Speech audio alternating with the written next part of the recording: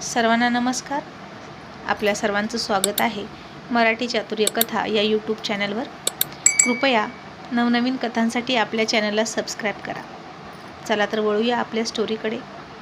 मग आता तन्वीला भेटायला विकी हॉस्पिटलमध्ये आला आणि नेहाविषयी वाईट वाटून थोडी भावूक झालेली तन्वी रडायला लागली आणि विकीनं तिचा हात पकडला आणि विकी हसून तिला म्हणाला, मी तुझा हात पकडला तर चालेल ना तुझ्या धूमकेतूला?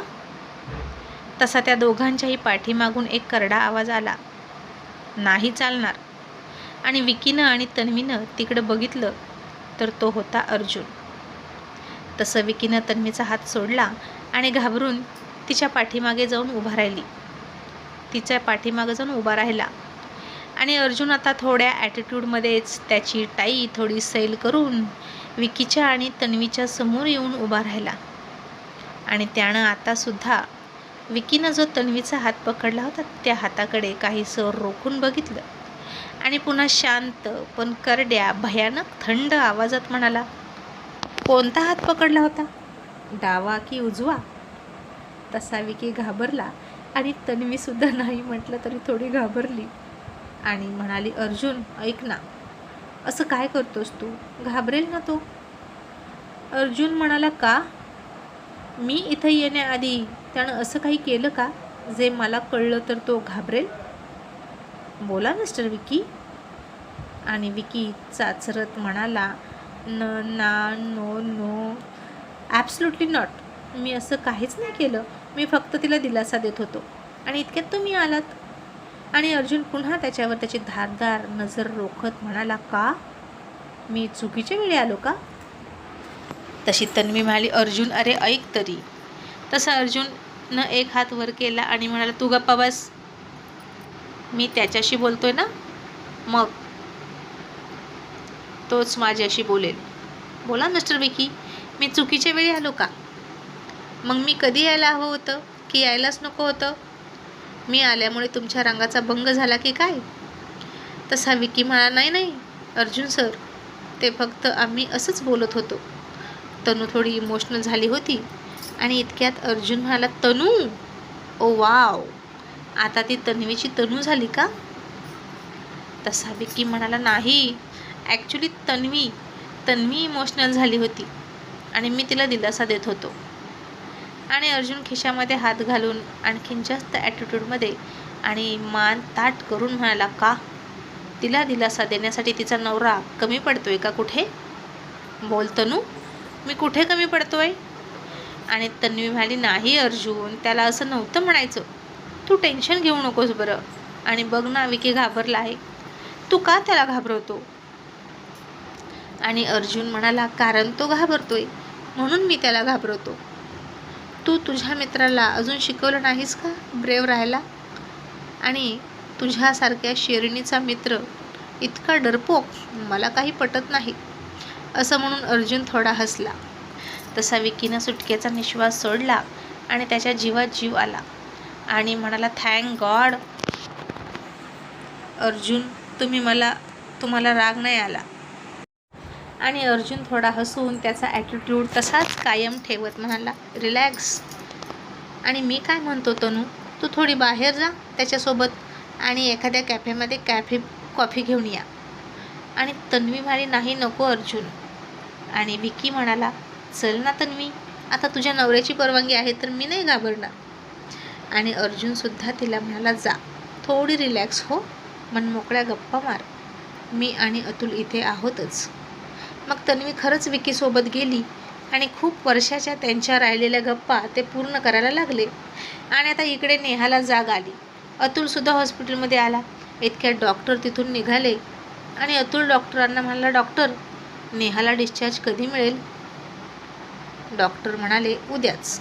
तुम्ही त्यांना उद्याच घरी घेऊन जाऊ शकता, पण त्यांची काळजी घ्यावी लागेल. वरून जरी त्या व्यवस्थित वाटत असल्या तरी आतून हळव्या आहेत. कोणताही मानसिक धक्का त्यांना सहन होणार नाही, समजलं?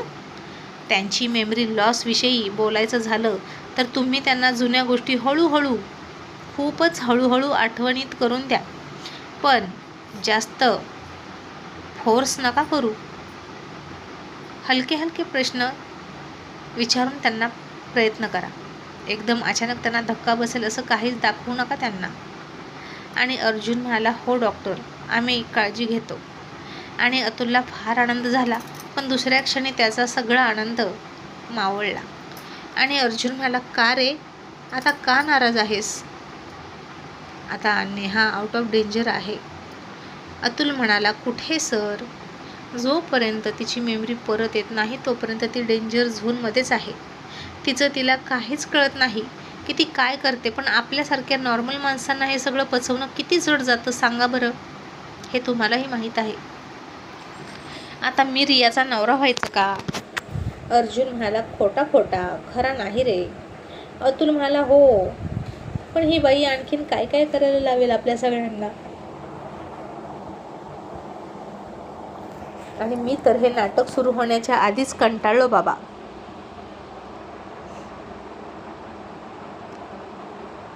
मला आत्तापासूनच भीती वाटायला लागली आहे. आणि ही येणाऱ्या संकटांची नांदी तर नाही ना सर? असं म्हणून अतुल हादरला. आणि इतक्यात तिकडून नेहाने हाक मारली आणि म्हणाली, तन्वी कुठे आहे? तसा अतुल आत गेला आणि म्हणाला, मला सांग ना नेहा, तुला काय हवं? मी देतो. तुला पाणी हवं का? नेहा म्हणाली, तू का देशील मला पाणी? हे बघ, तू माझ्या सुशीला दिदीचा नवरा आहेस म्हणून मी तुला हॉस्पिटलमध्ये खपवून घेतलं, पण यानंतर हे अजिबात चालणार नाही, कळलं? तुझी नजर चांगली नाहीच माझ्याकडे बघण्याची, हे मला कळलंय आता पहिल्या नजरेत. आणि अतुल म्हणाला, बावळट बाई आहे ही. अगं, मी तुला आता सगळी बघून घेतली की, आता आणखीन काय बघायचं राहिलं आहे? तुला तेही या वयात सुचतंय का? म्हणे वाईट अर्थानं हात पकडतो. आणि मग अतुलच म्हणाला, सॉरी हा नेहा वहिनी, आपण आता एकाच घरातले आहोत की नाही? माझ्याकडून ते चुकून झालं. आणि तुम्हाला काय हवं ते सांगा ना. नेहा म्हणाली, डिस्चार्ज, मला डिस्चार्ज हवा आहे. कधी मिळेल? आणि तन्वी कुठे गेली? अतुल म्हणाला, त्यांचे फ्रेंड आलेत ना, त्यांच्यासोबत गेले आहेत, पण उद्या डिस्चार्ज मिळणार आहे. आणि नेहा खुश झाली आणि म्हणाली, मग सुशीलला सांगा ना घर व्यवस्थित करायला. आणि घराची काय अवस्था झाली असेल काय माहीत, मी नव्हते तर. तसं आता अर्जुनची ट्यूब पेटली.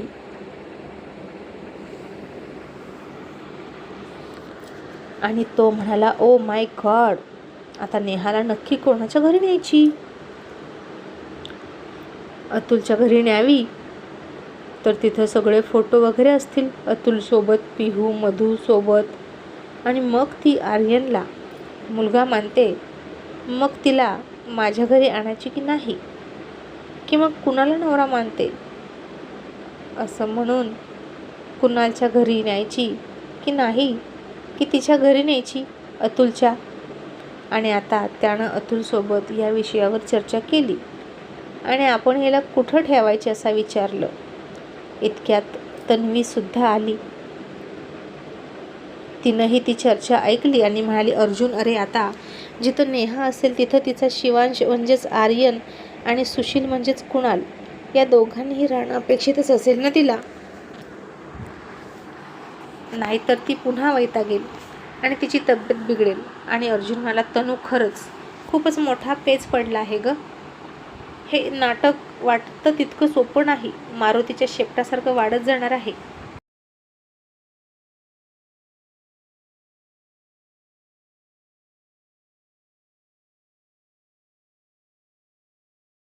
अतुल म्हणाला, हो ना, आर्यन स्वीटीला सोडून राहणार नाही. ती गरोदर आहे, तिच्यासोबत तो असलाच पाहिजे रात्रभर.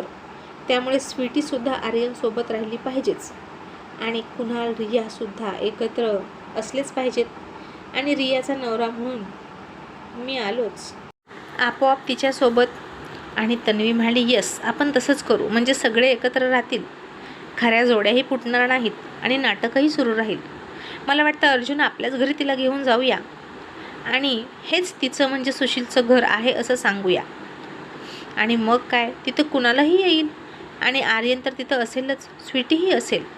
आणि कुणाची बहीण म्हणून जेव्हा रिया असेल ना तिथे माहेरी, तिच्या तर मग प्रश्नच नाही उरणार.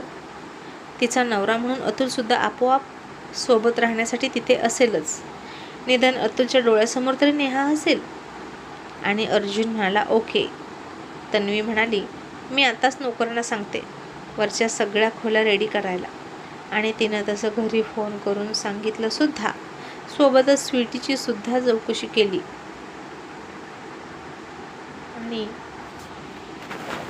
आणि या नेहाच्या गोंधळात स्वीटीकडे तिचं दुर्लक्ष झालंच होतं. मग आता बघता बघता दुसराही दिवस उजाडला आणि नेहाला डिस्चार्ज द्यायची वेळ आली. आणि नेहा म्हणाली हे काय शिव, तू आलास आणि तुझे पप्पा कुठे आहेत, बोलव त्यांना. असं म्हणून ती कुणालला बोलवून घ्या म्हणजेच सुशीलला असा हट्ट करायला लागली. मग कुणालला बोलवलं आणि तिचा डिस्चार्ज झाला. आणि हॉस्पिटलमधून बाहेर आल्यानंतर अतुल फार हौसेनं आणि हरकून जात त्यानं तिच्यासाठी गाडीचा दरवाजा उघडला. आणि आता ती त्याच्या घरी येत नसली तरी हॉस्पिटलमधून बाहेर पडत होती हे बघून सगळ्याला छान वाटलं होतं. अतुलला सुद्धा छान वाटत होतं. अर्जुनचं घर तर अर्जुनचं घर असं त्यानंही ॲक्सेप्ट केलं होतं. पण आता नेहा अतुलच्या गाडीत न जाता थेट कुणालच्या गाडीकडे वळली आणि फ्रंट सीटवरच बसली अगदी हक्कानं. आणि म्हणाली चल सुशील आपल्या घरी. तसं अतुलला वाईट वाटलं आणि तन्वीनं कुणालला खुणावलं आणि देसाई मॅन्शनकडे गाडी घ्यायला लावलं. फक्त मग तन्वीसुद्धा तिच्या पाठीमागच्या सीटवर बसली आणि रियासुद्धा. मग अर्जुन अतुल गाडीत बसले आणि एकामागे एक गाड्या निघाल्या. तसं आता अर्जुनला काहीतरी क्लिक झालं आणि त्यानं तन्वीला फोन केला आणि म्हणाला तनू अगं आपल्या घरी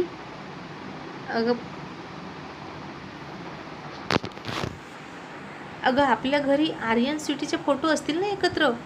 नेहानं त्या दोघांना असं एकत्र फोटोत बघितलं तर खूप चिडेल. तिच्या लेकी अजून त्याचं लग्न नाही झालं. आणि तन्वी म्हणाली थँक गॉड अर्जुन तुझ्या हे लक्षात आलं, मी आत्ता सांगते. असं म्हणून तिनं स्वीटीला फोन केला आणि म्हणाली तुझे आणि आर्यनचे जे काही फोटो असतील ते लपवून ठेव. नेहा आपल्या घरी येते, तिला काहीही दिसता कामा नये.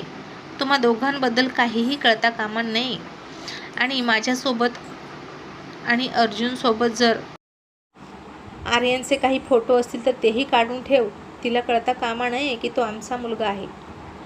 आणि स्वीटी आता जड अंतकरणानं म्हणाली ओके आतू. आणि तिनं फार फार वाईट वाटून तिचे आणि आर्यनचे सगळे फोटो लपवून ठेवले.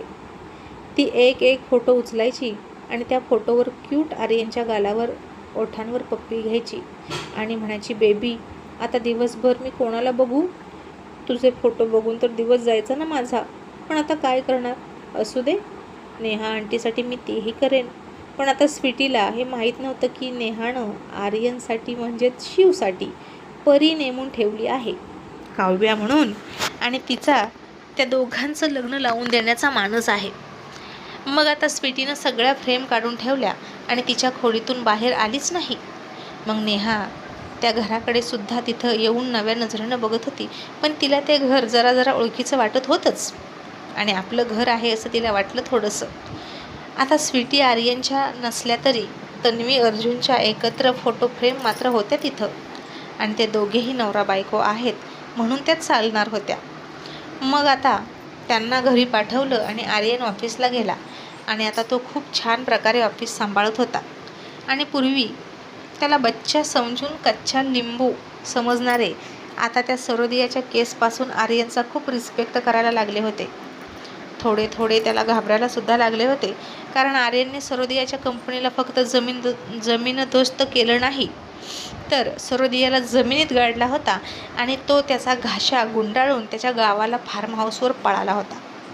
आणि त्याच वेळी जो सप्लायर होता आर्यनने त्याला बंद करून टाकला होता तो आर्यनकडे आला आणि आम्ही पुन्हा तुमच्या कंपनीला माल सप्लाय करण्याचं कॉन्ट्रॅक्ट करू शकतो का असं त्यानं विचारलं.